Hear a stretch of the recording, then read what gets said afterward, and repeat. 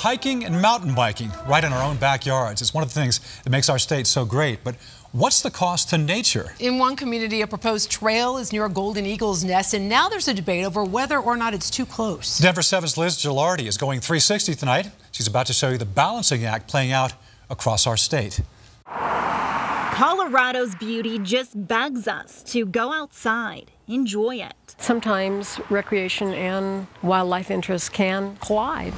That brings us to this 360 debate. How to balance recreation and preservation.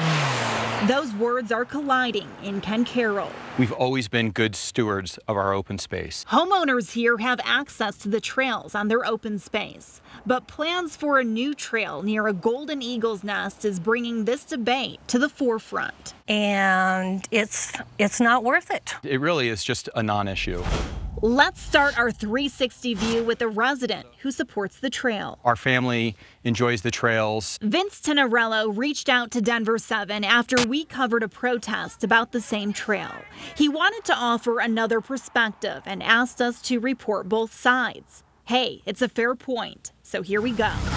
From environmental studies, independent studies to make sure that there's no impact on the trail itself with the golden eagles. Tenorello says the board did its due diligence, and on top of that, the trail is outside a recommended buffer zone. And so this trail is actually outside the recommended buffer zone for the trail, and it's even been realigned a couple of times to make sure it's further outside it. For some context, let's take a look at the area. You can see some homes down here and Lockheed Martin's facility right over here. The state requires a half-mile buffer zone around the nest, and as you can see, the trail is outside that zone. We are trying to protect their habitat from further fragmentation.